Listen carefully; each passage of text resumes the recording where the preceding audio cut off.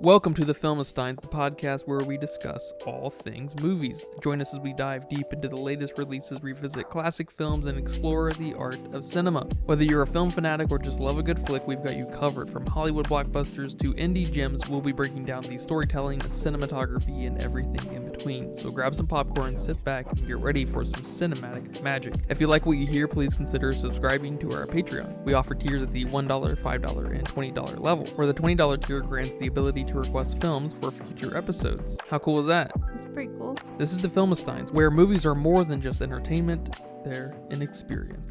They're an experience. All around you. Welcome back to the Filmistines. This is going to be a great episode today, you guys. You have no idea what's about to hit you, other than John Wick's fists. I'm joined today by my fist-pumping, motorcycle-riding, pencil-stabbing, eye-seeing, but not very well friend, Lucy. Hello, everyone. Are you excited? I'm excited. I was excited when this first got announced, and we had just watched all the John Wick movies. Yeah, because I'd never seen them before, so. We marathoned them a couple months back. 1, 2, 3, 4. Or 1, 2, 3. With, of course, 1 being my favorite. That's why I made you watch it. I really just wanted you to watch the first one. Mm-hmm. I didn't really care about the other two, to be honest. They're not nearly as good. Yeah. Do you agree? I don't know. Oh, yes. The first one is amazing. Yeah. And then, I can't remember which one's which, 2 or 3, where the deaf girl, played by that annoying-ass bitch from Batgirl. Ruby Rose? Is that her? That's Ruby Rose. Okay. Yeah, Ruby Rose sucks, especially in everything. That was 2, you said? Yeah, that was John Wick 2. Yeah, so 2 is 2's completely pointless. But this episode is probably gonna be the funnest episode of the year. The funnest episode of the year. John Wick 4. You mean Von Vic Von Vic Poor. If you listen to the most recent episode on Missing, go check that out at patreon.com/filmistines. You'll know that this was in the oven. It was cooking. This one was cooking, and it cooked, and it was perfectly done. Ah, I was going to say it was burned. It was crisp, not burned in a bad way. This is one of those things where you order like Hello Mates or whatever, and you see it on TV, and it's like a beautiful looking meal, and you're like, when I order that, it's not gonna look like that. Yeah. But this does. Yeah. This did look like that. Agreed. So of course the episode's on John Wick Chapter 4. They got rid of the stupid. Well, I take that back. It wasn't stupid. The John Wick 3 Parabellum thing. I wish they would have stuck with the chapters all the way through. Chapter 2, 3, 4, 5, or 4. We're on 4. It's not called Chapter 4? This one is. The other ones are not. Oh, okay. Which I hate the inconsistency. I wish we had some continuity there in the naming. I think that's slick and thoughtful and just kind of classy, It doesn't feel corporate at all, when you do something like that. Unless you go too far, I guess. If you do chapter 10, 11, 12, then it starts to feel like, all right, this is just a product. All of a sudden, like Final Fantasy. I just wanted to start off this podcast by saying that this movie is awesome. And it's as good as chapter 1. Yeah. What do you think? What are your high level thoughts? No, this movie was, even the word badass doesn't give it enough justice. This movie was awesome. It was, if you wanted fighting scenes, you got them plus more. If you wanted, cool car chases, you got that plus more. You wanted dogs, you got dogs plus more dogs. You wanted your classic John Wick silence and fighting, you got that. It was pretty great. I think it is a bit different from the first one, so I don't know if I can really compare them, but they were both awesome. Yeah, I think it's 100% different from the first one, because the first one could have been a standalone movie very easily, and about this man who just can't escape, a past life and just wants to retire, and it's just a real, melancholic kind of thing about the first movie. Mm-hmm. Not to mention it's real blue and dark, right? So Yeah. it kind of has a hard time not avoiding. It's raining a lot, and he's limping the whole time and getting the shit beat out of him like Yep. Undertaker constantly. And it's just a sad, sad movie all the way through. And they immediately kind of take that in a different direction with 2, 3, and now 4. Mm-hmm. And this movie is definitely more in line with 2, 3, and 4. You know, even more so in line with 3, but goes in a much better, smarter angle, I think. Yeah, 2 is, I'm just going to say 2 is pointless. Tell me what is the point of 2? It's like just trial 1 for him to get his freedom by trusting someone in the table. It's like, and then just where that goes, takes him to Italy, kills the sister, and yada, yada, yada. It's just like, at the time, it's okay. But now, that being between 1, 3, and now 4, it's just because 3 is more or less that aftermath of just 1, him killing within continental grounds. Mm-hmm. And already being excommunicado, right? Yeah. So it's just like, what even? It introduced like the table, I guess, and like the power and how it globalized it is. But it's just so fucking stupid. I hate it. It's such a low point, and I just wanted to say that. Just wanted to say that because I didn't expect this movie to be even better than the third one. The third one's pretty good. It's not great, but it's pretty good. It's very good, I should say. The third one is very good, especially just from an action standpoint and cinematic experience. Yes. Oh, there we go. From a cinematic experience, 3 is very good. From a choreographed point of view, they're all amazing. You know, you can't. This, I mean, has set the bar on choreography and film just so impossibly high. It's unbelievable. But yes, I think 4 is amazing. Like in the same kind of amazing way that it felt around Top Gun Maverick. Yeah. So there's 2 things in a movie that kind of are the movie but are not. Like they're kind of in the background of the movie. If it's done right, you can kind of, it won't bother you, right? That's one. The music is one, the score, right? Mm-hmm. And so this movie is all about its score. Doesn't have much going on as far as the score. There's not a lot of different beats and stuff. But oh my god, that score just screamed, kind of synthy horror. I mean, I just wondered why. It reminded me of Saw, right? First and foremost, because the Saw soundtrack is so iconic for people who are in the loop, right? So I looked into that. Mm-hmm. And specifically, I guess this one, the first 3, I feel like don't tap into it quite as much, which is definitely a play. It's kind of really a fun meta thing, I think. There's a play on him being the boogeyman here, and an even deeper play of him being the boogeyman. And the composer is a composer who worked with none other than Rob Zombie. They both worked on some of the more recent Halloween movies with Michael Myers, and only one of the most iconic like monster themes of anyone. So it's just like, I mean, it's just like, oh my god, like I can hear it 100%. It's almost plagiarism.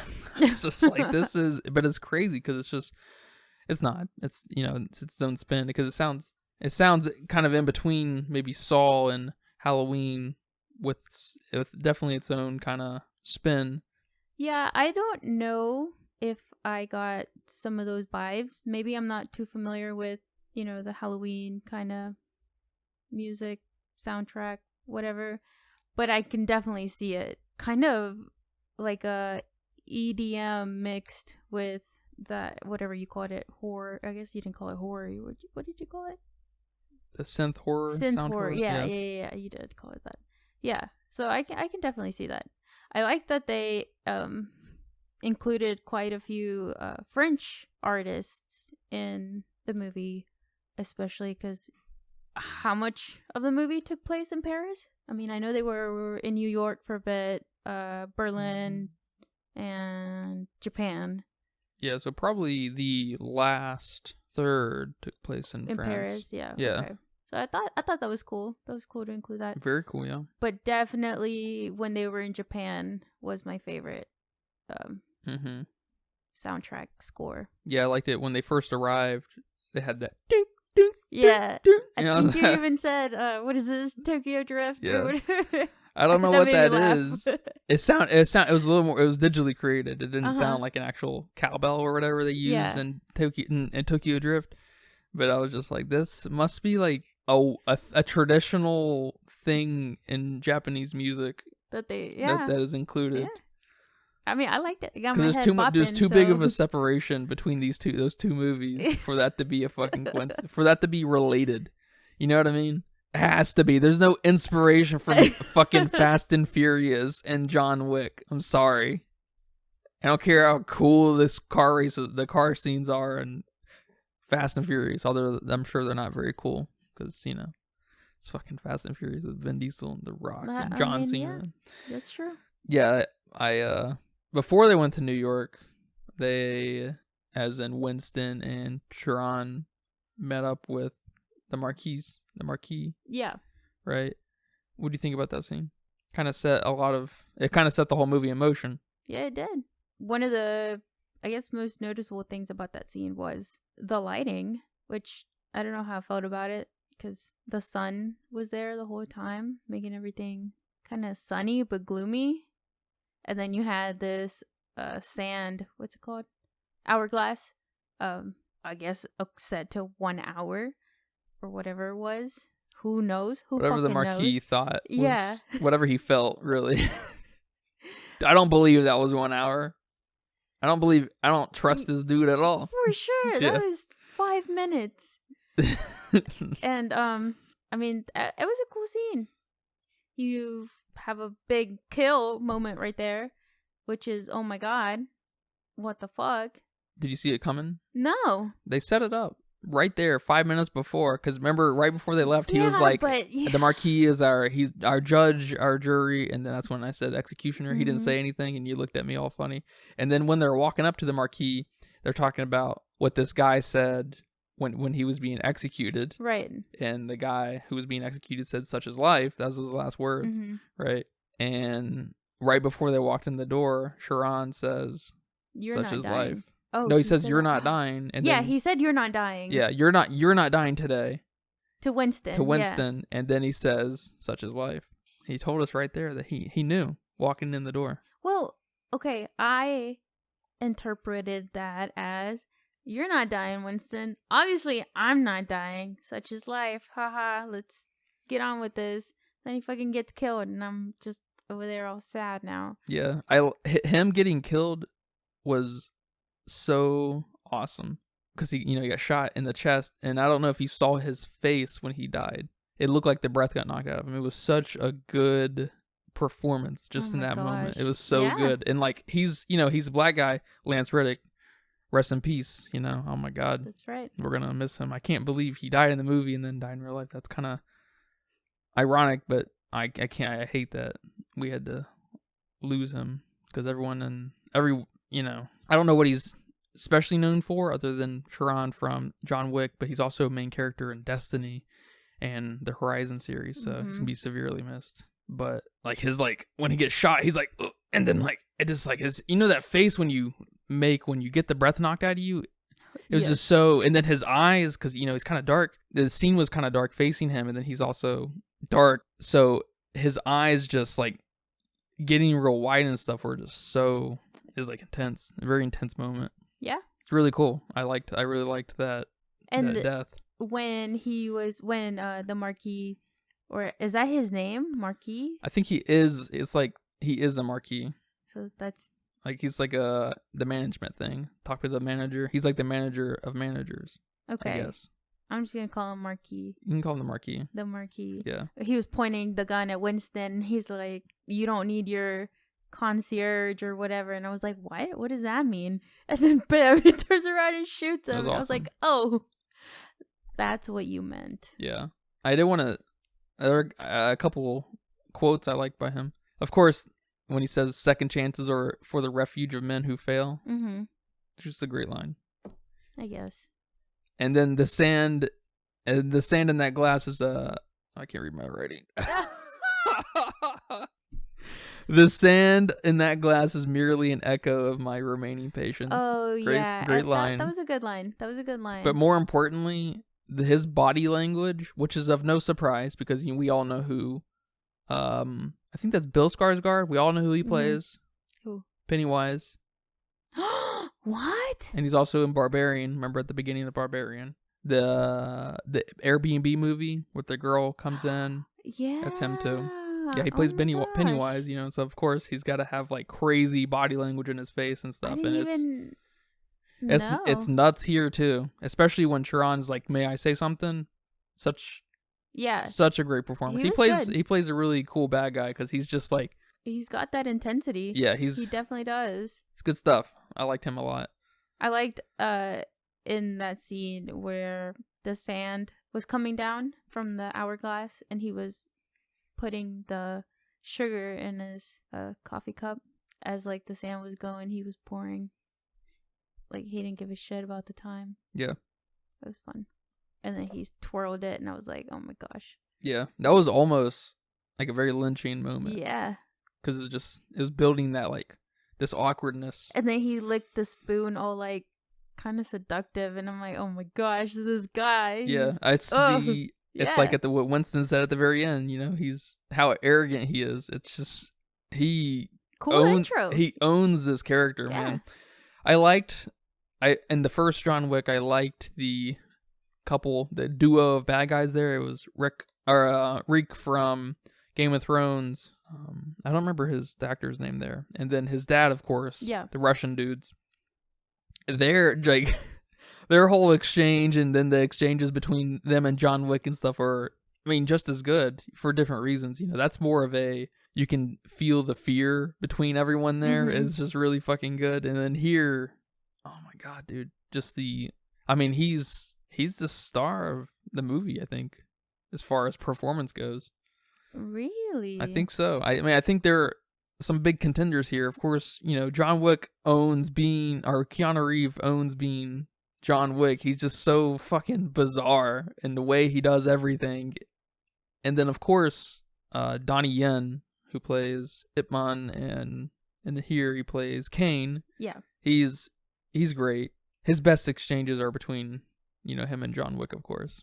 And then Winston's pretty good. Winston's never really kind of stuck out to me. Chiron was always good, but he was always kind of really minor. But yeah, that intro scene is awesome. It's awesome. I can't believe how good that was, and then how good the rest of the movie stays. Mm-hmm. No, I completely agree. Great intro to his character. It's risky business, man. Introducing, I think he is briefly in the third one where he's mentioned. I don't remember. So there's a little bit of, I think I saw that. I'm not too sure. I don't really know. Mm-hmm. So for all intents and purposes, he might as well be a completely brand new character, the Marquis. But it's I would say pretty risky to bring someone like that in the fourth movie. That's a big deal. That's a lot of weight to carry. He needs to not only compete against these other bad guys and being more menacing, but he does need to battle John Wick on some level. And I can't get over how excellent Bill Skarsgård was. Oh yeah, his name is Marquis Vince. He's so powerful that he's the Marquis. Oh shit. As far as risky moves go, another super risky move, I think, is bringing in Donnie Yen, Kane's character. Kane, the blind guy. Yeah. Because you start to run into this Expendables type situation. Bringing in these badasses from other movies and stuff. They're not the same character, but they are, they're still like badasses, mm-hmm. right?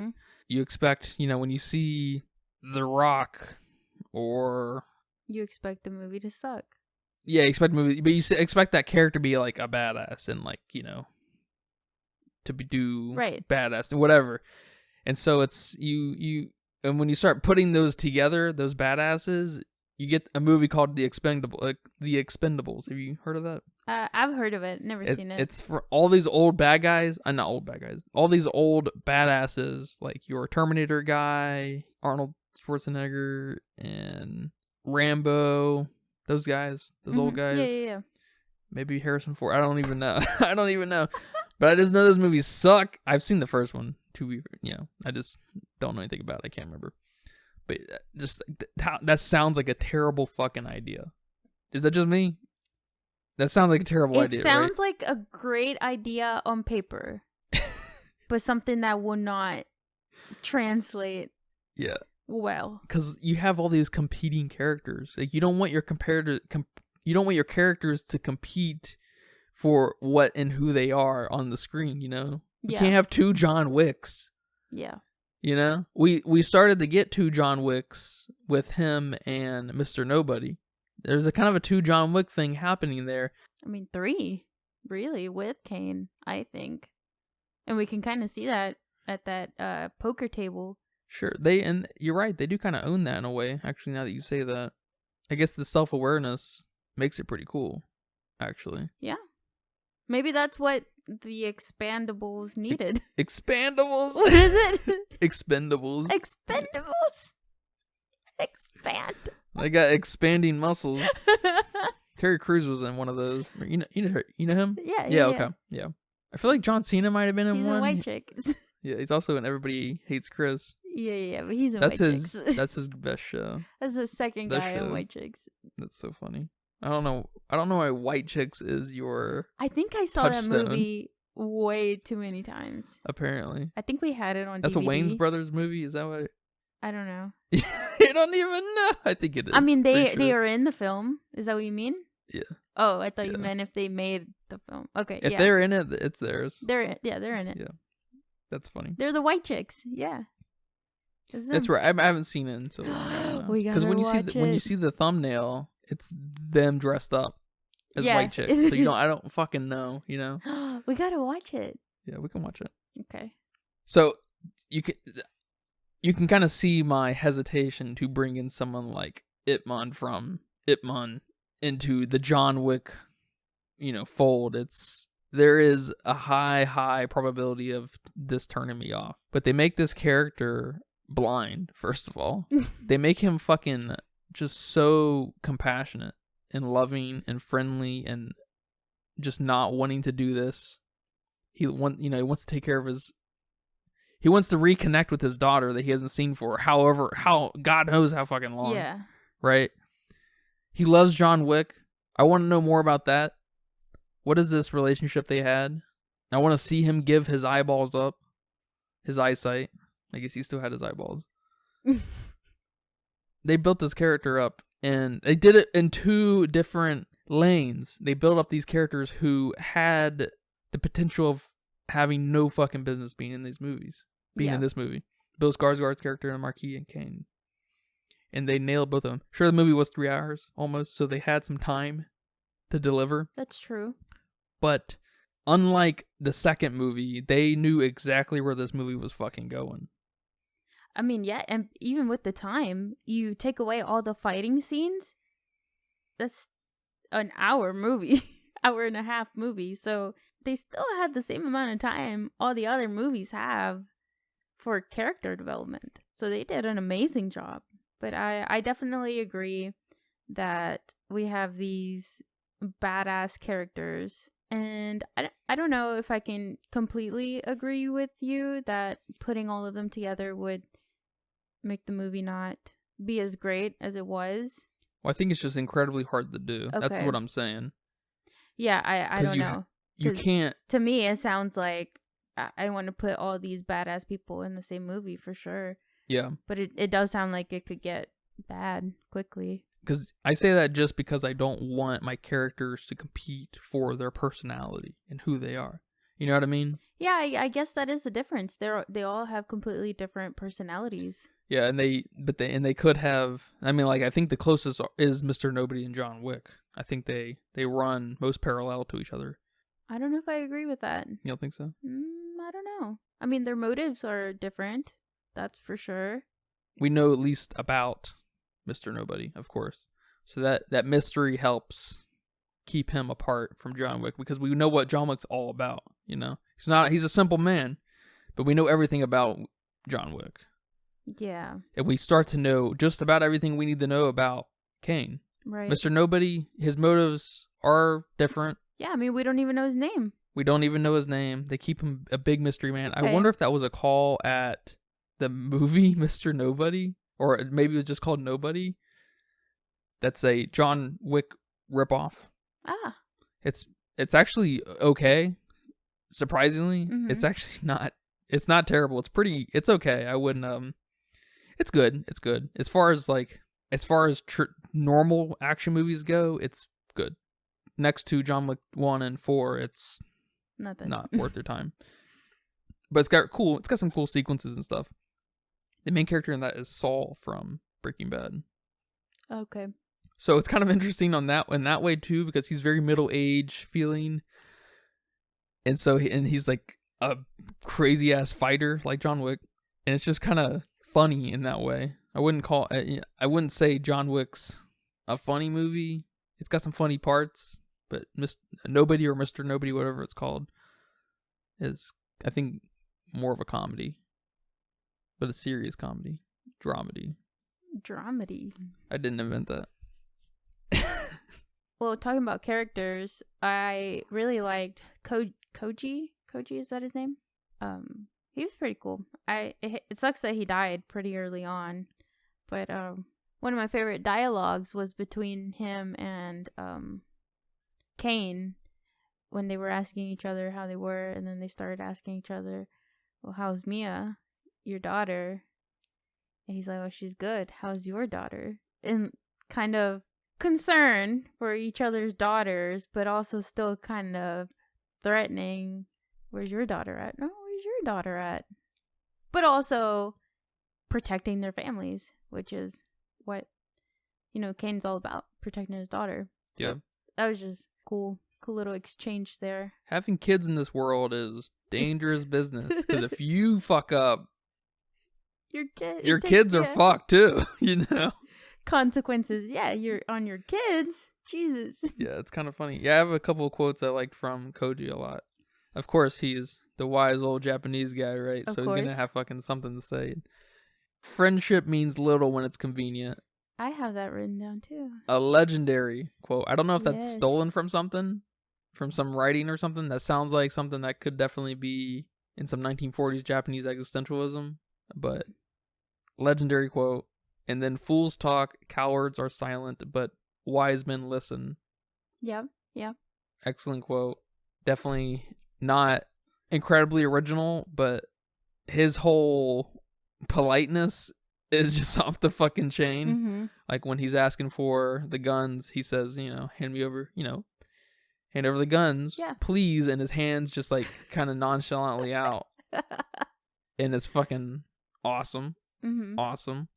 And then it's one of my favorite like transitions from scene. Like it's not a transition from scene to scene, but it's kind of a transition of mood, is when he turns the lights out and everything goes green. Yeah. And so I think that's our first monochromatic scene. Mm-hmm. And it's just fucking awesome. And I think it's got, from shot to shot, it is 100% monochromatic, but there is a few shots littered throughout, which is so fucking cool. There's little kisses of red throughout and stuff, and it's so fucking cool. And But even before this, like you were saying, that one shot was very, in the intro when they were talking to the Marquis, very orange, and then almost everything between these interesting shots is teal and orange. It's fucking cool. And I know that's often associated with science fiction right now. Mm-hmm. Not sure where that started to take off, but I'm just gonna say John Wick owns that color palette now. I don't remember the color palette of 2 or 3 off the top of my head. It didn't stick out like this one did. They had too much fun with this one. It's just out of this world. This is a movie. If I was running a color theory class in film, this is probably one of the greatest examples of the last 20 years. This and La La Land, just, I'm sure there's several others, of course, but this is fucking unbelievable. Yeah. And that first green, monochromatic green one is just blows me away. Yeah, it's pretty incredible. And there in that same bit, we have the scene where John Wick comes in and he's talking to Koji, and he's in that fucking awkward ass stance. I know, it looks like and there's that what is it, the cherry blossom? Yeah, the cherry blossom. And like that, even the cherry blossom the sakura had beautiful colors. What'd you say? The sakura. The sakura, is that what Yeah. it? And yeah, John Wick just standing there all awkwardly badass. He looked like a album cover. Yes, he did. And I mean, that was cool. I liked the colors there too. A lot. That was probably the most red and blue bit actually at the top of that building there. Yeah. In Osaka. Yeah. And that's where we're introduced to John and Kane's relationship. Their first little battle. First, not really little, I guess, because it's fucking wild. What do you think of that? I thought it was a cool fighting scene. I definitely wish they would have played a little bit more into his blindness. I know they did a bit, especially when John was laying there silent, trying to figure out what to do next. And then Kane was like, "John, are you dead?" And then silence. And like, you could tell he didn't know how to feel about that. I'm sure it's, a fucking complicated thing to process, killing one of your friends, but you're also saving your daughter and yourself. So I like that. I wish they would have played a little more into the blindness though. Yeah, like that's just for me, for a funny sake. Yeah, no, I get that for sure. I will say that when he was on the ground, that was the only time I feel like John Wick wasn't sure how to approach the situation. Oh, yeah. Yeah. Which was really kind of cool. Yeah, the blindness thing is funny because it's, I guess, especially funny when you're getting shot at by arrows and guns and stuff. But, because, like, how do you navigate around that? But the whole, I can just see, I mean, I'm not a professional fighter or a master fighter. I'm not Goku. I can't just feel the movements in the air and stuff. Mm-hmm. But there seems to be, some truth to that when you watch people fucking fight on YouTube and stuff. Master fighters.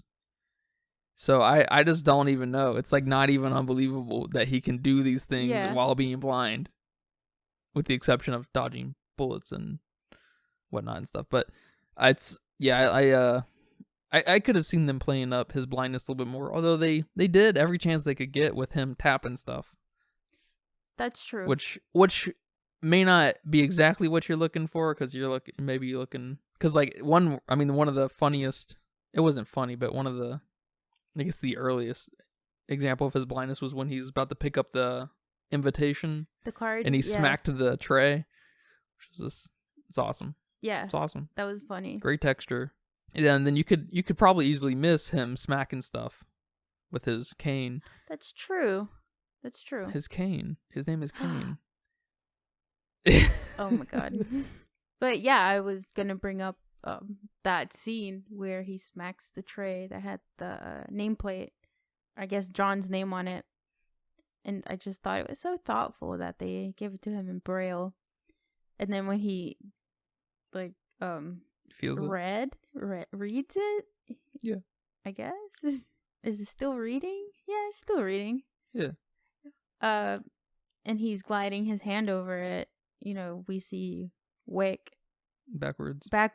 And I was like, this motherfucker read it backwards. I just thought that was so funny. Yeah, that was awesome. And pretty clever. That was awesome. I liked that a lot. Yeah, I wonder if they took more than one shot of that, or more than one take of that, or he read it forward. But I wonder how that read when you watched it, when you watched that sequence of things happen. Because I really liked that. That stuck out to me, and I liked that a lot. Mm-hmm. Yeah, me too. Yeah, the fight between John Wick and Kane in the Osaka building was at times also monochromatic with the blue, which was pretty cool. And then of course all of the armor and shit in there, all the decoration and stuff was very orange, and so of course we got our teal and orange thing going on again. Yep. Which is just littered at every second of this movie. And I mean that towards the end of the Osaka sequence it's probably the coolest kill in the movie, right? When Akira gets on the back of that guy. Oh my god, yes. That was awesome. This dude is on his, knees and arms, climbing the stairs, and she's on his back, stabbing him while she's climbing, and he's climbing. And it was so cool. It was so cool. It was awesome. It was awesome. It put her right where she needed to be, so you didn't, you weren't annoyed by her or anything. Yep. Because she's one of these characters, they kind of put a lot of time on her. Because Koji's, he's the Winston of Osaka, so he's in with us immediately. Mm-hmm. But his kid, Akira, she's got to earn us, she's got to earn the audience's, appreciation and love and stuff. And yep. her fighting, does that. And then her bow shooting through guys into concrete and stuff just adds into that too. And it's just, she ended up being pretty cool. Minus her haircut, of course. Oh my gosh, that bugged me so much. I couldn't focus on some stuff because I was just looking at her bangs. Yeah, I was too. What was up with that? I was looking nothing but at her bangs. That's funny. And this was she was in the most awkward bit of the whole movie, I think. And it's when she got shot. Oh, she was walking down those stairs and then boom, she gets shot. She's like, what the fuck was that? That was so bad. That was terrible. That was like the shittiest thing I've ever seen in a fucking movie. She just went through all of that and she gets shot in the shoulder by some fucking stray bullet. No, sir. Stupid. And what is it? What's the payoff for that? Just so she can't help her dad fight the blind guy and not get killed right then. Just like that was what? Yeah, I mean Kane would tell her to leave anyway, whether she was hurt or not. Yeah. Not now. Our time to fight's not now. I didn't like that at all. That was that was now fucking that you say bizarre. Yeah, now that you say it is weird because she's a badass, obviously. She just climbed the stairs with this dude, fucking stabbing him. I mean, she's obviously a badass. Yeah, her guard's not gonna be off. Yeah, for that those is seconds. Weird. You're right. Yeah, that was weird, and it's unnecessary and completely unnecessary. Yeah, yeah, it's weird. I would have preferred her to fall down the stairs out of clumsiness or something. Yeah. Or stab herself on accident or something. I thought that was really silly. I didn't like that at all. I did like all the fighting scenes in that whole entire Osaka continental sequence. They were all, from the beginning to the end, were all pretty cool fighting scenes. Yeah. I did feel like it was a bit of a sensory overload. I mean, me as the watcher, I can get over that. But I could just imagine for the actors, fighters. Oh my god. Yeah. Yeah. Kudos to them for being able to handle fighting in a place like that with that much going on. And, I don't know too much about what goes in post-production versus what they're actually filming. So maybe a lot of that stuff I'm seeing, they're not actually seeing. But even then, Jesus, I was getting very overwhelmed. But it was so cool. Yeah, I'm not sure how much of that was, accentuated in post. Yeah. Or how much of it was real. I don't know how much CG was in this. I didn't. Other than the dog getting hit, that was obviously CG. Mm-hmm. And it looked weird. And that dog probably would have been killed in real life. So of course it needs to be CG. It did look a little weird because he, at the close to the end, I'm talking about, he just bounced off weird. It's just it's just CG just looks weird. Yeah. But I did want to say something about the editing and the cuts that happen during a fight. And there's a few things I don't like here and there. That's just gonna happen by nature of what's happening on screen because they're fucking nuts, right? Right. And it's more so when John Wick or whoever is fighting the same guy for a few seconds, and it's not just kill. He's like having to fight this guy down and then kill. You know what I mean? That's when the edits and the cuts start to have the potential to be. I mean, they have the potential to be fucked up at any point. But when you're focusing too much on like these angles, trying to get around these guys, so you can. Because if you would notice, he'd be fighting the guy, and then he would throw the guy in such a way that he would land right in front of the camera. You know what I mean? Stuff like that. They're trying to get good angles on what's about to happen and everything. So you can kind of... And so occasionally, they would cut, like, real quick. Like, it would 2 seconds here, and then it'd cut. And that was real. Those are... If your little clip is only 2 or 3 seconds, you gotta figure out a way to not include that. That needs to either be tacked on and not cut at all, or just not in the movie at all. Because it's just that kind of shit is jarring. Because you gotta like refigure out what's happening. It may only take, if the movie is really smart, like this one is, it may only take a tenth of a second to reorient yourself. That's how you know it's a good movie, right? Good editing is when you can be on one side of the guy and then completely 180 on the other side. And you there's just no thought. You just know exactly where you are in time and space. Yeah. Well, I guess just space in that, in this scenario. But that's awesome when that can happen, and that happens 99% of the time here. But there were a couple times that there was just so quick that it's just you like it looks like he's fighting the other guy now, but now he's fighting the same guy or something like that. Oh. And there's this movie's not an offender of that, but so many movies are. Yeah. Yeah, it's hard to pull off fighting scenes sometimes. Absolutely, especially when they're choreographed in such a fucking elaborate way. These movies are unfucking believable to watch. It's just performance art It's just performance art constantly on screen. It's nuts, isn't it? Yeah.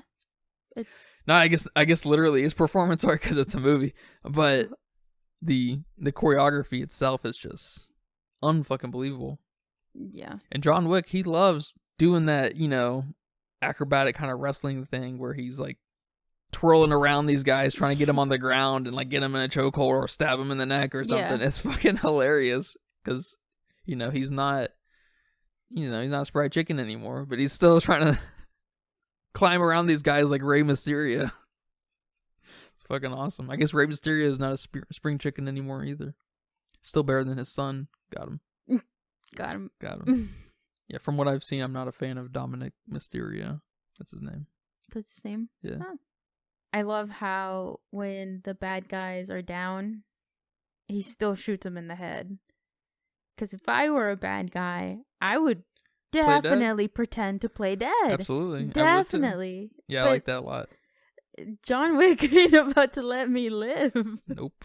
That dude he's not letting you live. And a lot of times, I mean, in, fighting movies, thriller movies, these kinds of movies, they don't take the extra time to make sure your enemy is dead. But John Wick does.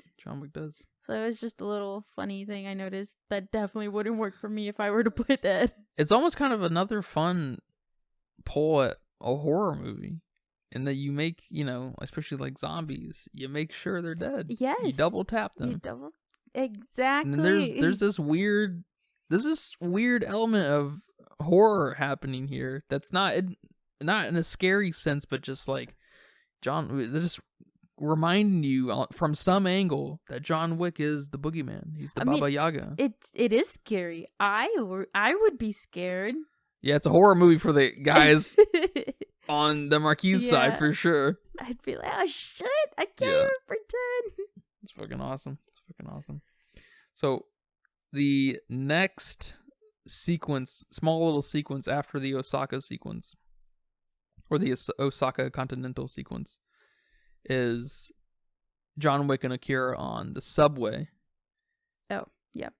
And it's real quick, and I can't remember exactly what they said. It's not meaningless, but this fucking sequence goes from monochromatic orange to the orange and teal constantly, and it's fucking insane. It is the most insane thing I've ever seen on TV ever. I didn't know. I remember we talked about in the Scream Yes. In the subway. The Scream episode when they were in a subway and there was like this like hyper naturalistic kind of thing happening in the subway with the lights flickering like crazy. Yeah, and I didn't like that. And you can imagine that probably does happen to some degree on a subway. That's like a it's probably. kind of a stereotype. But in Scream, it was happening like crazy. And it's just like it was kind of a fun, accentuated or exaggerated. In John Wick. No, in Scream like that. And so I didn't know I liked things happening on subways. That's what I'm getting at.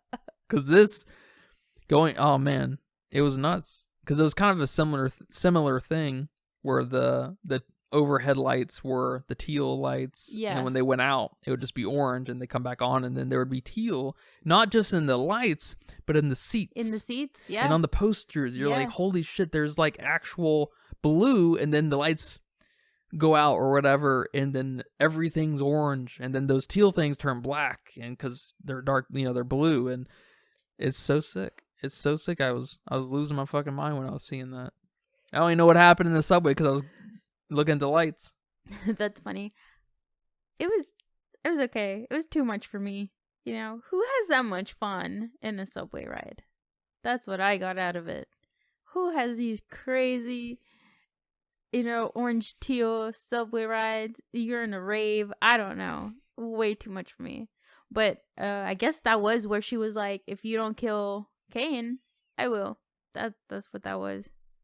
How could you let it happen? Why did you even show up here? Yeah. You knew you were going to get my dad killed. Yeah. Which is a big build up for what happens. Yeah. I guess back to, just for a split second, back to the Osaka Continental fight between Koji and Cain when he was like, I don't know, was Koji letting his honor get the best of him? What do you mean? In that he thought Cain was going against his nature and his oaths that he needed to basically teach him a lesson by killing him, but teach him a lesson. Was he? I guess that felt like an honor problem, which is fun, I guess, because he's Japanese. I would agree, yeah. And then Cain had the audacity to say, protect your daughter, and then Koji was like, "Motherfucker, that's what I'm doing," and then he goes and tries to get him again. So definitely felt like a video game scene there, video game fight for honor. Video game, you think? Or I think traditional fighting, just period. They're on a bridge, so I thought that was kind of funny. How many people fight on a bridge? Were they on a bridge? Yeah. I felt like that was the top of another building. Which I guess it could have been, still could be a bridge up there. Yeah, for sure. I think it was a little bridge. Yeah, there's nothing, as far as fighting goes, there's nothing more interesting than fighting to teach someone a lesson. And so I think that's inherently kind of an honorable thing. That's why we need to watch some Akira Kurosawa samurai films. Because they're all about character. And how things drive men to do certain things. So what was up with that scene where the Marquis is talking to his henchmen and then there's horses? It looks like it's girls sword fighting on horses while they're like running around him. What was up with that? Did they already rent the horses for the beginning of the movie and they were like, well, where else can we put them? Yeah, I guess first and foremost that was another flex of their color control because we had a monochromatic dark orange. Alright, we get it. Yeah. Which is awesome. Of course, it's awesome. Well, I guess he likes the ranch because they're at that place twice when Mr. Nobody shows up. They're at the ranch place. That's right. And so it's kind of hard to tell because that place, the first setting that he's at looks very, royalty and whatever. It's the other one's like kind of a corridor and is not so obviously a fucking mansion or whatever. Yeah, I don't. What do they talk about? I don't even remember. I was too busy watching the horses just twirl around and the people fighting with their swords. I'm like, what is... Maybe that's an example of letting the spectacle of their craft get out of control a little bit. I can't remember exactly what they were talking about. That may be important, but if it wasn't, that might come off a little Like, okay, we get it. You guys are masters of lighting, which they are. It's unfucking believable. I've never seen anything like this movie, and it just gets crazier and crazier and crazier with the lights. Well, other than the subway light, that was probably the craziest as far as like just cool transition from monochromatic to complementary. But it gets more ambitious as we go further because we eventually end up in Berlin, where they're running through the club, another club. John Wick loves running through fucking clubs. So I guess it's a great place to kill people at because other people just don't know what's going on. They're high. They're definitely on something. They're on several things. They're on several things, yeah. Yeah. And then when their bad trip kicks in, then it doesn't really matter what you're doing. It's probably just the fact that you guys are, being aggressive. You guys could be yelling at each other and that'd be just as effective. It'd be just as scary to them. But when their bad trip kicks in, they're fucking terrified. That was funny when this kicked in. I couldn't stop looking at them. People in the background. That was awesome. That was my second favorite scene. The fight in the club. I guess it wasn't rain. It was a waterfall.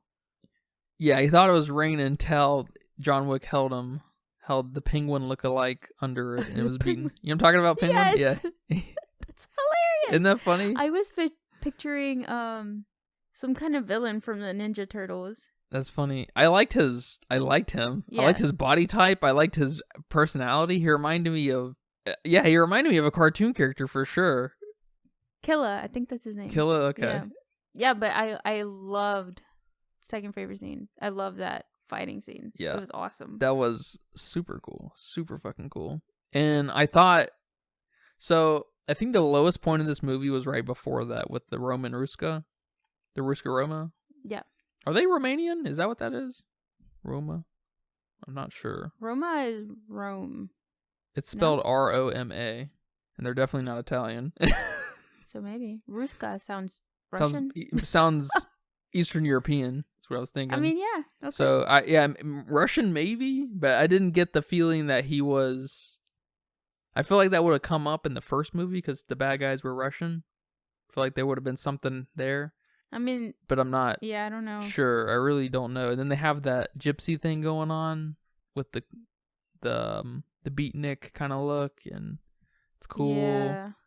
I think that whole sequence was the lowest point of the movie. Not contextually, because I liked that there was like this second chance kind of thing to reinstate his family ship, his crest, his kinship. Yeah.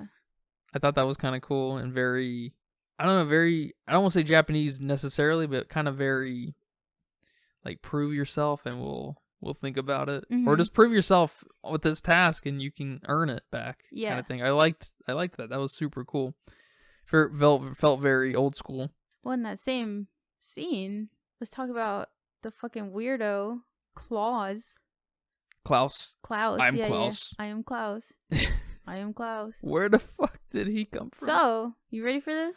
Okay. Apparently, he's a very well-known bouncer at a super famous club in Berlin. Oh. Like, super famous. I read somewhere that he wouldn't let like Elon Musk into the club. Like, this is a hella famous club. And he's here in John Wick 4 pretending to be Klaus. That's fucking weird. So, isn't that weird? That's cool as fuck. What a weird thing to get. For him to get involved in, for one, and then also for them to reach out to him. Is he in anything else? No, I don't think so. No, that's not fucking what I weird. could find. That's awesome. That's awesome. Was that girl Tonks? Oh, I didn't look. Let me look real quick. But that guy gave me very, Hodor. Hodor, yeah, vibes. That's funny. That's funny. Yeah, so that lady by the name of Katya, I don't know her relation to John Wick. They're in the same family, but I'm not sure if she's like a aunt or a sister or a cuz. I'm not sure. But yeah, she's Tonks from Harry Potter. That's weird. That's funny. That is weird. I thought it was, but I only know her from Harry Potter, you know? I mean, she's not in it much either in the movie. Yeah, So you said it, and it did look like her. It was the nose, I think, and the eyebrows. Oh. Yeah, I think that part was a little weak for me just because I liked the mission setup. I liked how it felt kind of old and traditional, but I liked Klaus. He was fun. I am Klaus. I'm Klaus. No, you're Negan. I'm Negan. Oh. Shit. But there's just something about that I did not like. I'm not sure I can put my finger on it. It's just not... Did it feel out of place? I mean, we know it's necessary, but...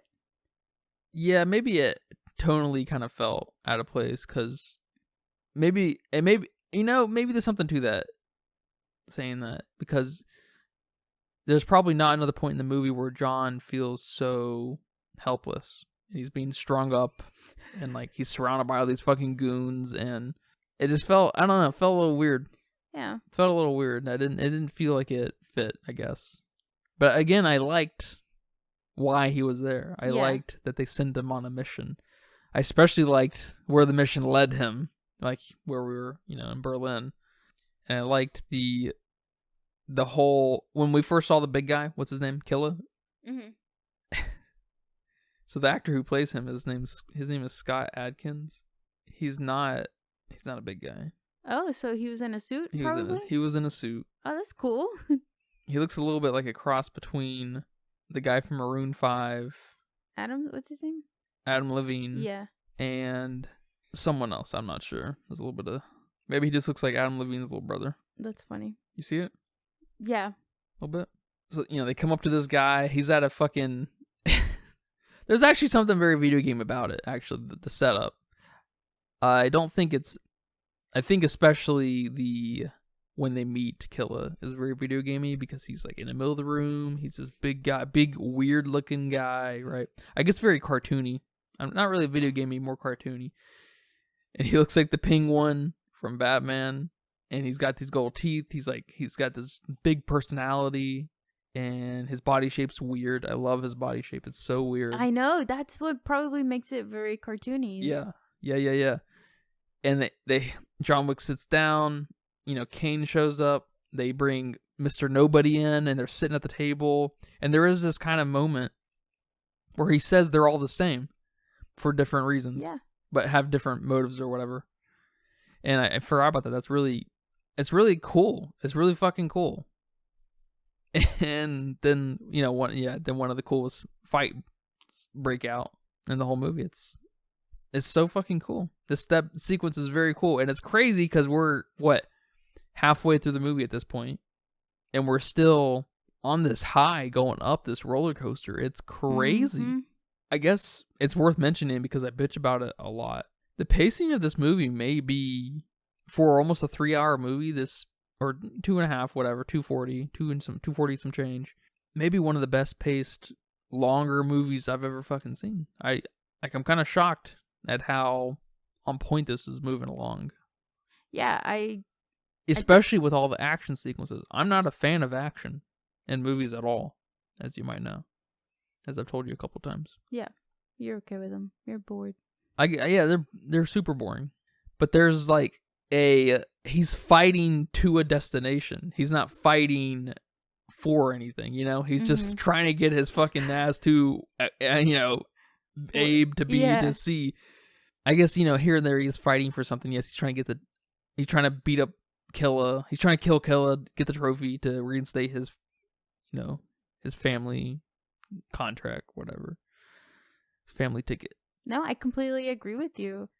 I probably base the pacing of a movie based off my boredom anxiety level, and this one gave me no boredom, no anxiety whatsoever. Like Batman. Oh my gosh, Batman. I was so anxious. Yeah. Because that was a long movie, and I couldn't get through it. But this movie, I mean, there was no time. It was so exciting. Yeah. The whole time.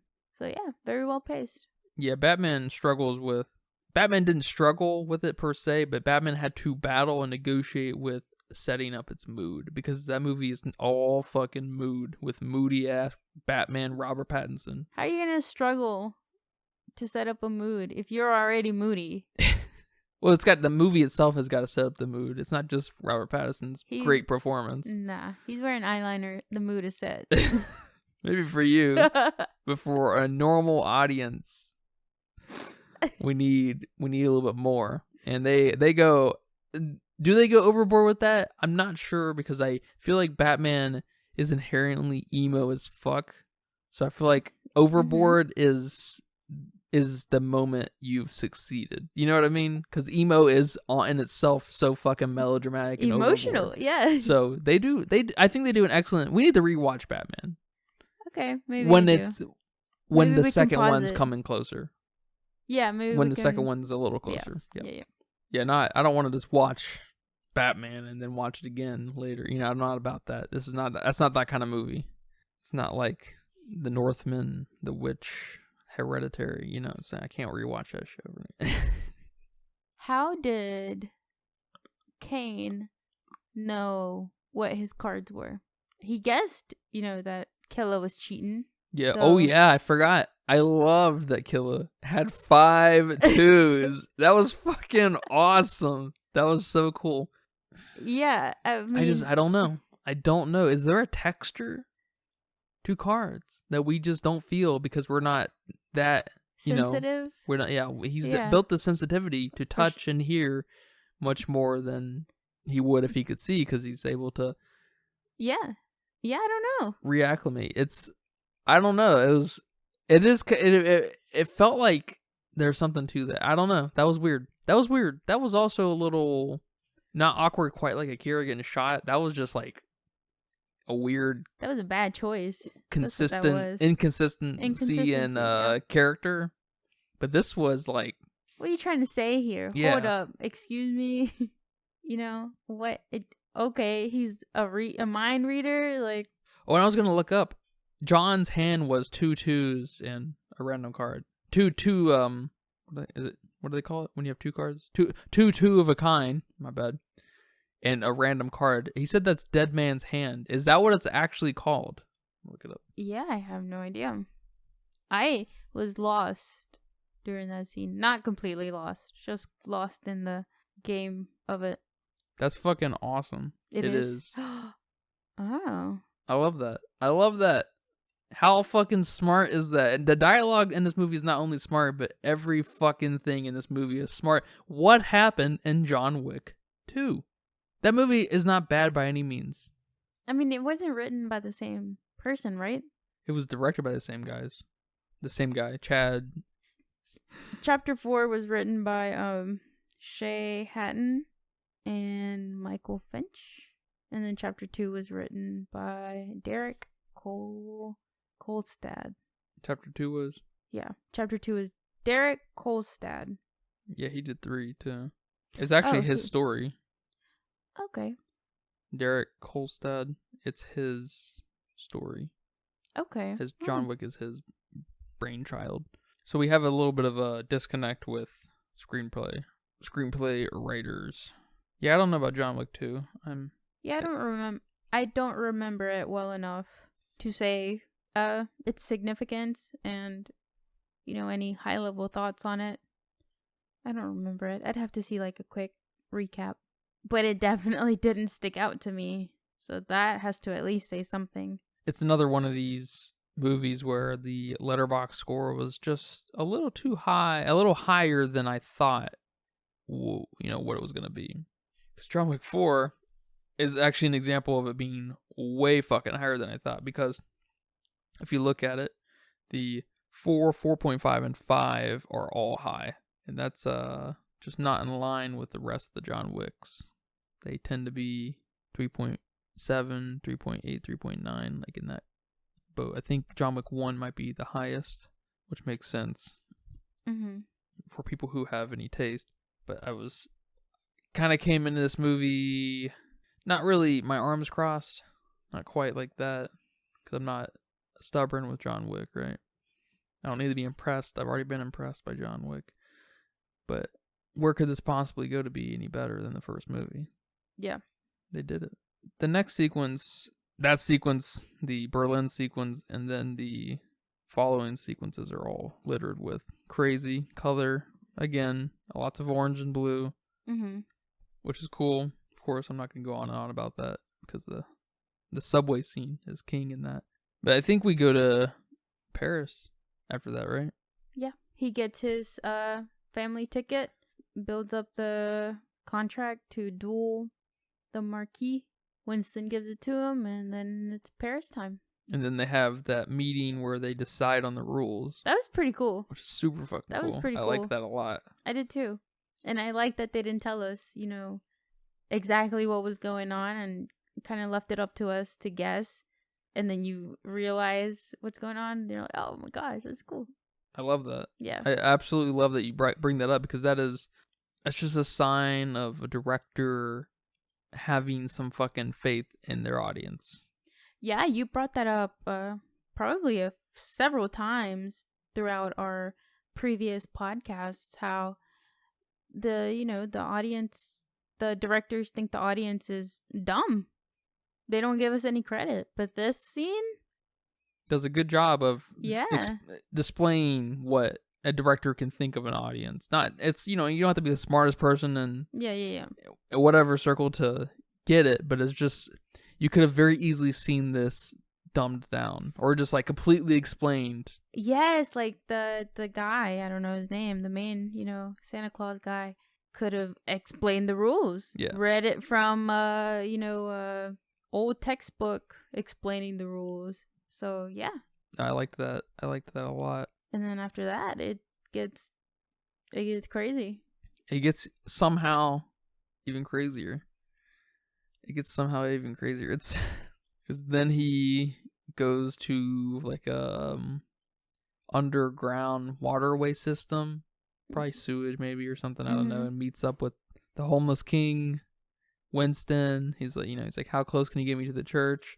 He does his little Hail Mary thing across his heart or whatever. Yeah, I don't know what it's called. And you're like, oh, that must be pretty close. And apparently it's like 30 miles away. Instead, he was blessing John Wick that he hopes he fucking gets there because he can't get him any closer. He didn't even get him close at all. So that was hilarious. And they put out a big ass bounty on, or not a big ass bounty that has been on him. But I wanted to bring up, I've said it a million times during the movie, how is his bounty not at least 100 million plus at this point? 20 million? Then it became like 25, 30, whatever. 26 at one point. 26, just weird like, ass number. It's like, what? John Wick's bounty is only 20 million? I guess to be fair, the second person under him was like 2 million. Yeah, I mean, I saw that, but no. That would imply that John Wick maybe is only 10 times more deadly. That's a lot. No, we need 100 times more deadly. John Wick is fucking unstoppable, man. You saying that reminds me of I don't know who said it to him. I think it was it Winston? I don't know who said it. Koji. Somebody said it to him. What are you gonna do? I think it was Koji. What are you gonna do? Kill them all? And I was just thinking, like, if anyone can, it's John Wick. Yeah, I think Koji said that when they were on the roof. Yeah, and he was like, "I'm gonna try. I'm gonna kill them all." Yo. He's like impossible to impersonate. He's got such a weird ass cadence about him. It's so weird. If he was anyone else, that would be, I don't know if it'd be watchable. It just might be too bad, but I don't know how Keanu Reeves pulls it off. You know what I'm saying? People love Keanu Reeves. But what is that performance? I just don't get it. I don't get it either. He just sounds he's got a speech impediment. I don't know. Like something's wrong with him. Maybe he was, hardened by life. And I don't know what that feels like. So I don't get it. Maybe I would sound also like I have no conversations with anybody in this world. And when I finally do speak, I sound, yeah. I mean, this dude kills me. It kills me. He doesn't talk much, so I guess. I found out how many words he has in the movie. Let me guess. I'm gonna say 231. Not too bad of a guess. 380. Oh my god, dude! I was gonna say 350 at first. I was gonna say 350. He has 380 words in this movie. Damn. That's nothing. He got paid. Well, I guess I was gonna say he got paid all this money just to say that, but his fighting alone, he deserves more money than whatever he got, because that's impressive. Yeah, that's he very puts impressive. Tom Cruise to shame. Yes. Yeah, he puts Tom Cruise to shame with the stunts he's doing. Oh, for sure, sure. I know Tom Cruise is like mega famous for doing his own stunts and whatnot, doing a lot of his own stunts. But man, Keanu, it's nuts. That roundabout car action scene is that was awesome. How did they do that? I don't know how much of that was CG. That's probably where the most CG was at in this whole movie. But it's dark, so it's kind of hard to tell if there's about the CG. From what I could tell in like some of the behind the scenes stuff I kind of read about, it was there wasn't that much CG. Some of the front of the cars were green screened, but not all the cars, just some of the cars were green screened, and that was about it. So I don't know. Doesn't look like a lot, which makes it even more impressive. Yeah. But him in that scene where he's drifting his car in a circle while trying to load his gun and still driving and shooting, and then that was awesome. That was my favorite scene in the whole movie. I'm glad you like that. That was awesome. Oh my gosh. And I like cars. I don't really know them by name, but I like cars. I like fast cars. I like muscly cars. What was he driving? He was driving a 1971 Plymouth Cuda, which you said, was he driving a Mustang? Another Mustang? And then No, I said Chevelle. And then you I was said the Mustang first, then you said Chevelle, and then you said, I think, a Camaro. Oh yeah, when I saw the car, I took back Mustang. Yeah. Mustang. When you saw it come up, you were like, oh, is that another one? And then you mentioned like two other cars. And then it's funny because we looked up those cars and they all look exactly the same. If you didn't grow up with those, it's crazy how the Chevelle, the Charger, the Challenger, the Nova, the Plymouth, the Cuda, the Mustang. It's fucking hilarious how similar those cars look. Yeah. And this car was doorless.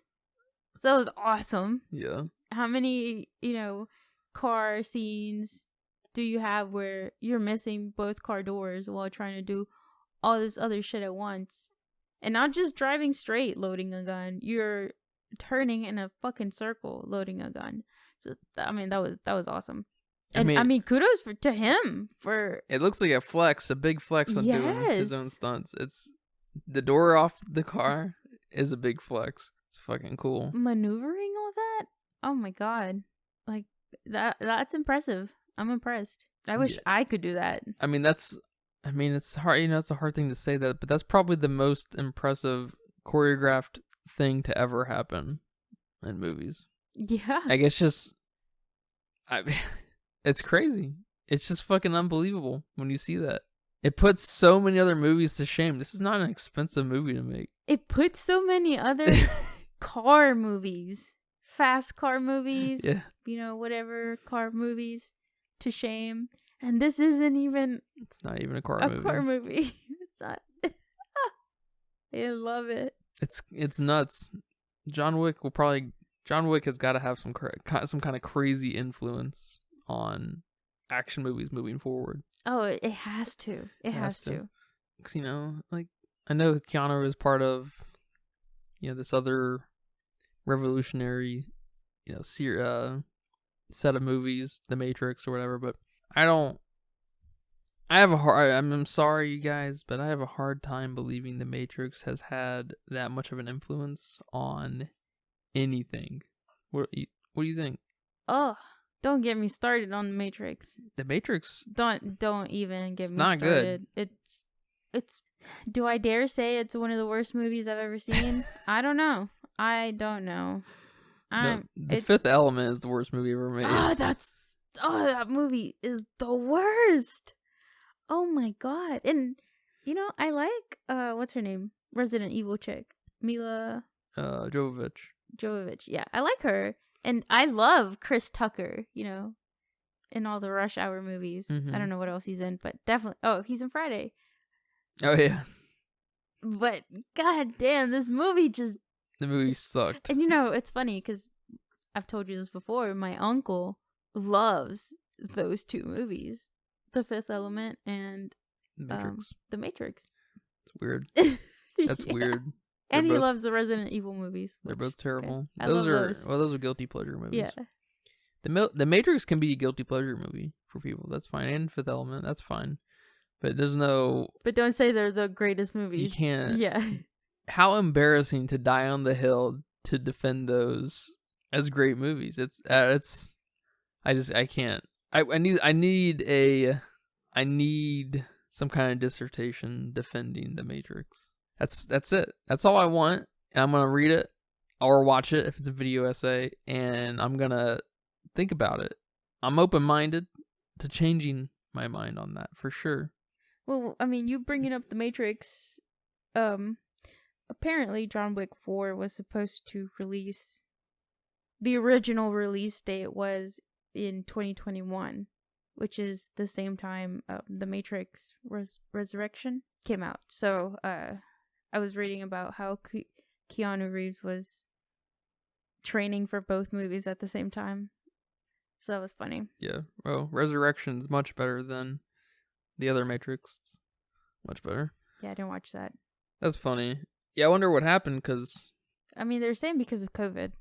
So I don't know. I mean, Resurrections came out. Same, 2021, so... I call bullshit on because of the COVID. Let's just blame it on COVID. Yeah, I think they got a little ambitious with how fast they could get it out. Because that's, for one, let's just think about this. The first John Wick came out in 2014. The second John Wick came out in 2017. That's 3 years in between. And then 2 years, John Wick 3. Okay. Yeah, that sounds... Another 2 years, 2021. Okay. That sounds plausible. They did it once. I don't know. I think that's a little... I think they got a little lucky getting that out in 2 years, to be honest. I mean, I admire the try, but the fact that it came out 2 years later than expected tells me, no, sir. You know what I'm saying? Yeah. That's funny though. That's cool. That's cool. I forgot about the new Matrix. I forgot that came out. Yeah, so he makes his way to a specific church. I think he's headed in Paris. He's fighting his way there, and it still continues to be fucking amazing. Every single sequence continues to be, I mean, for action films, 10 out of 10. For character-driven movies, maybe not 10 out of 10, but it's just fucking unbelievable. This movie is unbelievable. So he makes his way. I guess, is there a big sequence between the roundabout bit and the going up the hill bit? Yeah, it was awesome. The where he's in that, it's not a house, that building looking thing, but we get that point of view with the rooms. That was awesome. Yeah. That was awesome. How the fuck did they do that? Did they build all that out? I don't even know. I don't know how they did that. Did they make a roofless whole floor of rooms? That was unbelievable. That was awesome. I forgot about that. I didn't forget about that. I forgot that was in that part. Oh my god, dude. It's when him and Mr. Nobody have a moment. Heart to heart. Which is just fucking awesome. He saves that dog. Mm-hmm. If only there was a John Wick to save his dog from in the first movie, He didn't want him to go through that pain again. Yes. He doesn't know where Mr. Nobody's been. Mr. Nobody's all obviously trying to run away from who he is. He's Mr. Nobody. That was awesome. And so he plays the game, and he pulls a fast one over Mr. Nobody and wins his heart. It's awesome. It's awesome. And it's over a dog. They deliver on this Mr. Nobody being kind of the new younger John Wick in such a great way. They could have botched that so easily. But man, it's so good. It's so good. Because the only bit between them I don't love is, I think, when they first meet, really. When he's like, oh, the bounty's not high enough, you know? I don't dislike it, but there's nothing there that I really like. He just kind of flexes his quickness killing that guy behind John Wick. Yeah. But that's, I guess, the ground floor with them too, and then it just fucking keeps going. It's awesome. It's awesome. I forgot about that. Yeah, then I guess they got that drone out. Yeah, possibly. They went over this fucking crazy set they made. Oh my god, dude. And then some of the editing there was fucking amazing. Amazing. Like when at the tail end of that sequence where him and Mr. Nobody, John Wick and Mr. Nobody, are about to go head to head a little bit. You see them, they're on like opposite sides of the wall, and then it cuts to John looking around the corner, and he's exactly there. He's exactly where you'd expect him to be.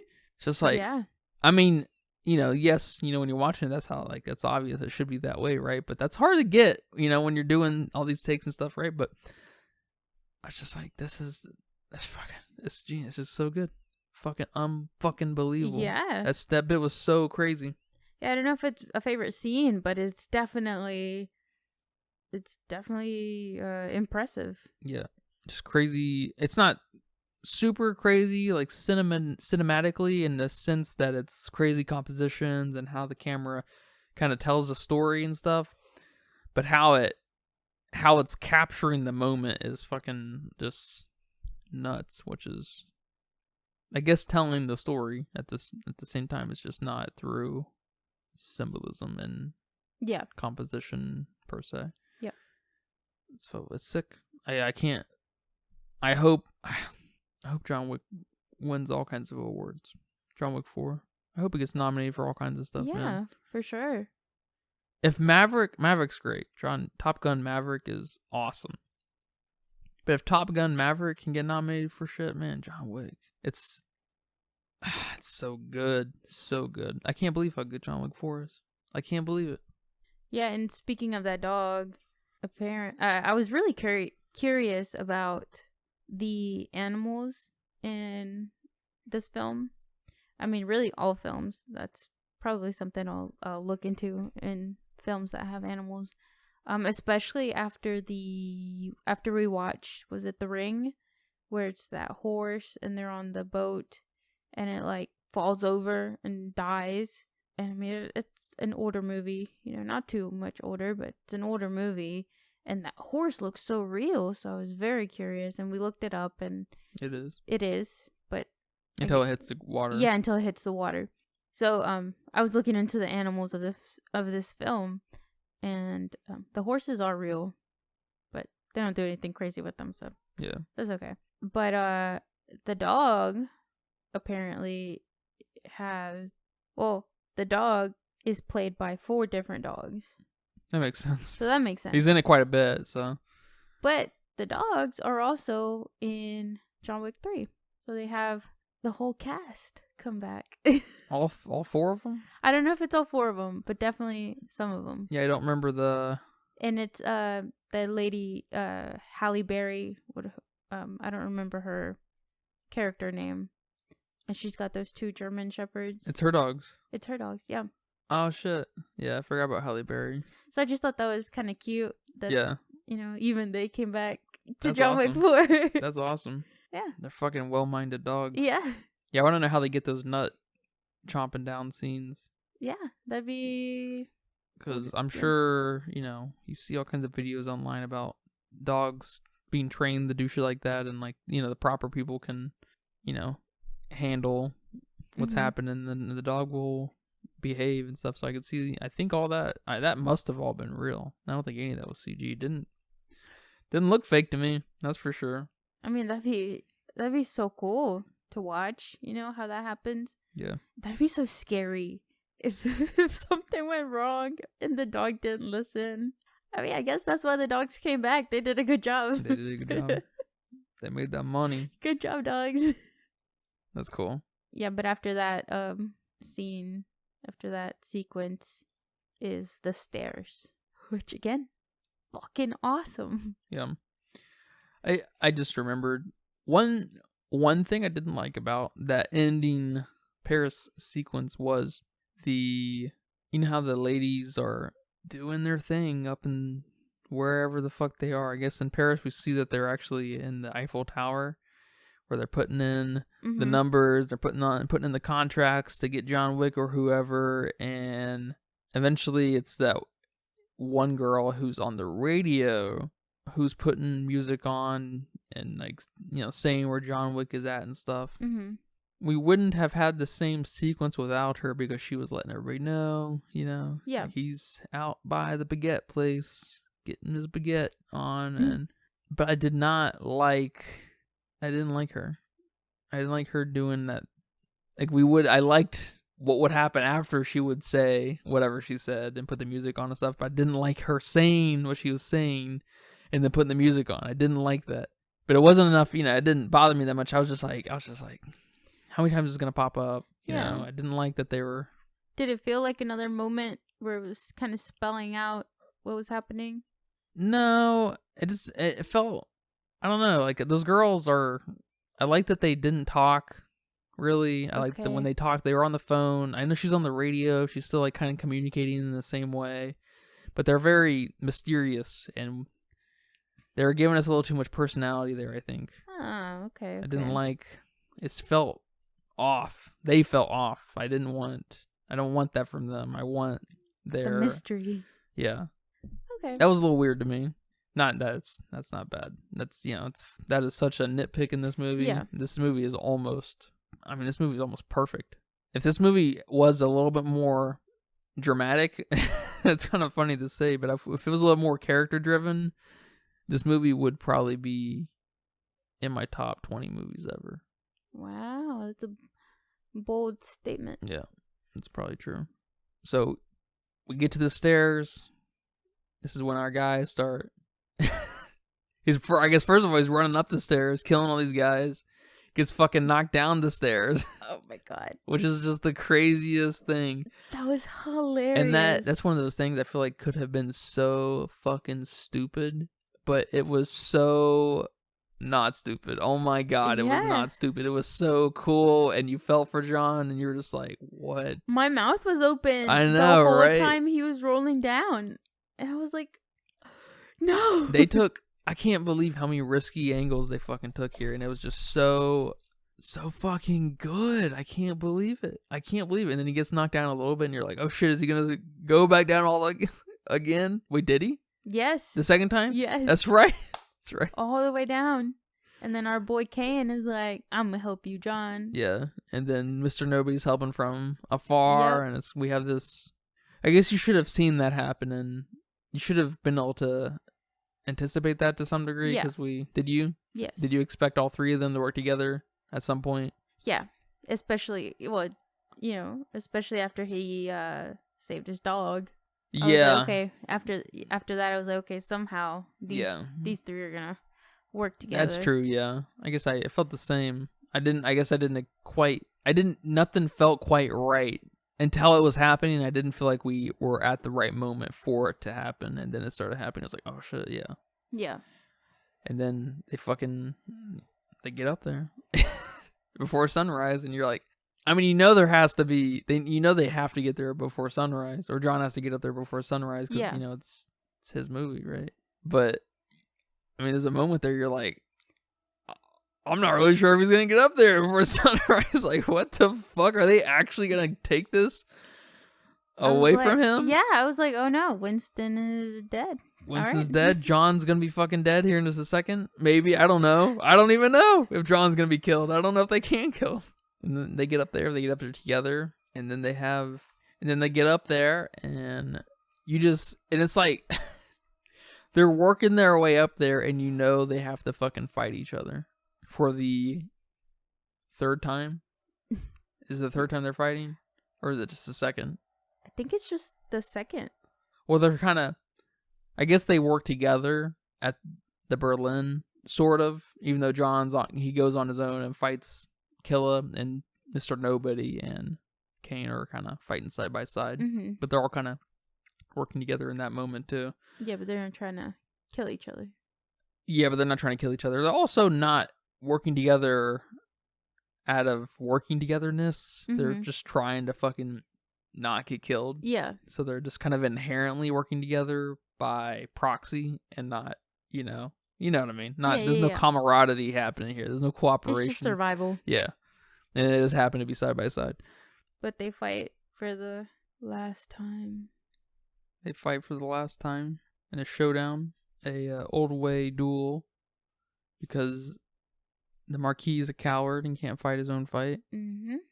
Nominates Kane. They have to shoot each other. I guess they're obviously trying to not kill each other. I think. I don't know. I don't even know, actually. They're not trying to kill each other. And then at the end, John doesn't shoot at all. Falls down. He takes it. He fucking takes it. And then, he's hoping the Marquis walks over to do the job because, of course, he is. Then John fucking kills him. It's awesome. That was awesome. It was awesome. I wasn't expecting that. I wasn't either. And I expect all kinds of shit in the movie. That's true. I was not. This movie just had me on the edge of my seat like so few movies do. This movie... Unbelievable. And then you don't even know what the old guy's gonna say. Santa Claus guy. Like, you're not even sure what he's gonna fucking say. Did they break the rules? I don't even know. Yeah. I don't know the old rules. Yeah. You're waiting. And then he's like, all right, John, you're free to go. All right, Kane, you're free to go. You can go hang out with you can go reconnect with your daughter. All right. You got your hotel back, Winston. And you're like, what's the catch? And there isn't one. And then John, starts to walk down the stairs and he falls over. And you're like, oh shit, he's going to fall down the stairs again. But he didn't. And then the next scene is fucking John Wick's grave. And it says, loving husband. Loving husband. Which is what he wanted it to say. I didn't know that was actual foreshadowing. I know. I didn't know John Wick was going to die. I was sad. I teared up. I didn't cry. No tears rolled down these eyes, but they were glossy. I was so sad. Yeah, so sad. I couldn't believe it. I still can't believe it. I know. I can't believe. I feel like they're gonna make him come back somehow. Well, there's all kinds of theories out there that he's not actually dead. I wouldn't be surprised. Like, it kind of makes sense. He's not the youngest. Maybe he doesn't want to do another John Wick movie. And this is a great movie to go out with a bang. But John Wick doesn't die. He's immortal. He's unstoppable. So. Yeah, but the only freedom off this train that they're all on, this career that they just so willingly take part in is through death. And you see that echoed at the very, very end with the post-credit. There's no being free in this world. There's no happiness in this world. Well, thank you for watching John Wick Chapter 4 with me. It was a great movie. I recommend it. Go watch it. Well, I guess, is it still out in theaters? Probably, right? It's still in theaters. I see showtimes right here. All right. Go watch it at the movie theater. Go find it somewhere. You can free. buy it. Yeah. Go buy it on Amazon. I think it's going to start streaming in like a week. Yeah, I think you're right. So it will be available to rent. Wait, it's going to be renting. I guess it's already streamable, but you will be able to rent it, I think, in a week. Yeah, you're right. Yeah, man. Best movie of the year so far. What do you think? Hard to say. Is Mario the roadblock? What's the roadblock?